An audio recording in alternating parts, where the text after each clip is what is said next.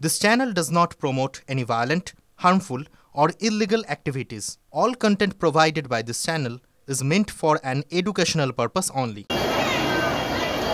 এতগুলো শিক্ষকের চাকরি চলে গেল।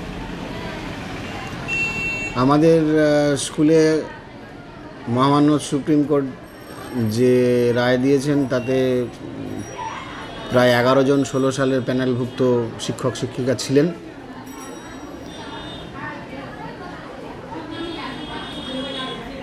মহামান্য সুপ্রিম কোর্টের রায় সম্পর্কে আমার কিছু বলার নেই, কিন্তু আমরা জানি না যে আগামী দিনে কিভাবে স্কুল চালানো সম্ভব।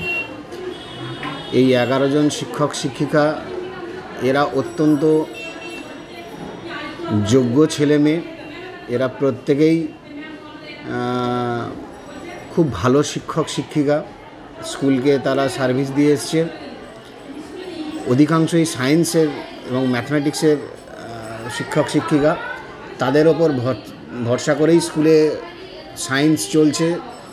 গত 3 বছর এইচএস সায়েন্স আমরা চালাচ্ছি, খুব ভালো রেজাল্টও হচ্ছে এবং তারা 16 সালের প্যানেলের মাধ্যমিক স্তরভুক্ত শিক্ষক শিক্ষিকা হওয়া সত্ত্বেও তারা এতটাই দক্ষ যে তারা নিজেরাই দায়িত্ব নিয়ে উচ্চ মাধ্যমিক সায়েন্সের বিজ্ঞান বিভাগটাও ওরা চালাচ্ছিল। এখন জানি না আমরা আগামী দিনে কিভাবে বিদ্যালয় চলবে, কিভাবে বিজ্ঞান বিভাগের পড়াশোনা হবে, এ সম্পর্কে আমরা এই মুহূর্তে কিছু বলতে পারছি না।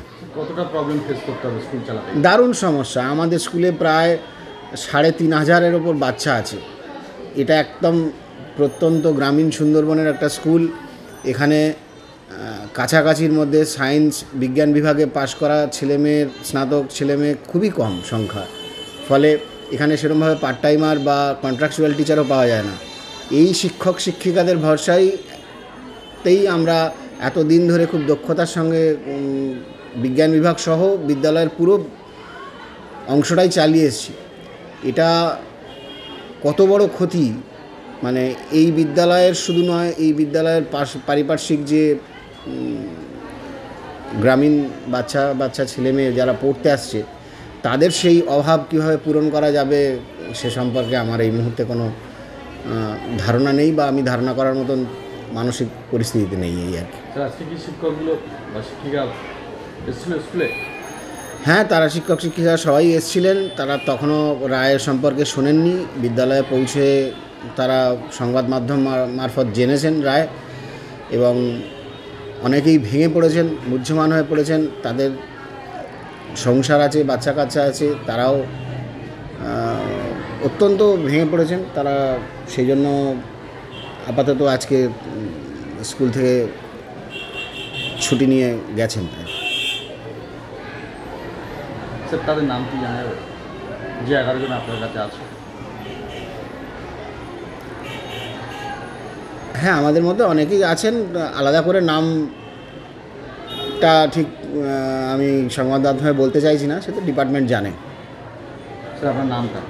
শান্তনু ঘোষাল, প্রধান শিক্ষক, জামতলা ভগবানচন্দ্র হাই স্কুল। কি নাম তোমার? তামান্না ঢালি। স্কুলে তো 11 জন স্যার চলে গেছে, কতটা সমস্যা? আমাদের স্কুলে 11 জন স্যার চলে গিয়েছে, পড়াশোনার সমস্যা হবে। যতদিন না স্যার হয় ততদিন পড়াশোনার খুব অসুবিধা হবে। কতজন স্যার চলে গেছে? 11 জন। কোন ক্লাস নিত? সায়েন্স নিত। 11 জন? হ্যাঁ, 11 জন। আজকে তারা স্কুলে এসেছিল? হ্যাঁ, এসেছিল। চলে গেছে? হ্যাঁ। এসে কি করেছে? চলে গেছে? এসে চলে গিয়েছে। কি নাম তোমার? তামান্না ঢালি। স্কুল থেকে 11 জন শিক্ষক চাকরি বাতিল হলো। এইসব শিক্ষকগুলো সত্যি স্কুলের সহমর্মিতার সঙ্গে ভালোভাবে ক্লাস নিতেন এবং ভালো শিক্ষক চলে গিয়ে আমি ছাত্র গার্জেন হিসেবে আমার ছেলে 2026-এ মাধ্যমিক দেবে, আমি সত্যি খুব মর্মাহত যে ভালো মাস্টারমশাইরা জামতলা ভগবানচন্দ্র হাই স্কুল থেকে সত্যি ভালো মাস্টারমশাইরা চলে গেল। বাচ্চাদের কোনো ক্ষতি? এতে তো বাচ্চাদের ভবিষ্যৎ নষ্ট হবে, পড়াশোনার ব্যাঘাত ঘটবে। এটা চাইব জামতলা স্কুলে ভগবানচন্দ্র হাই স্কুলের ছাত্র গার্জেন হিসেবে, যাতে এই অপূরণীয় ক্ষতিটা তাড়াতাড়ি পূরণ হয়, সরকার সেদিকে সঠিক দৃষ্টি দিক। কি নাম আপনার? সঞ্জীব নস্কর।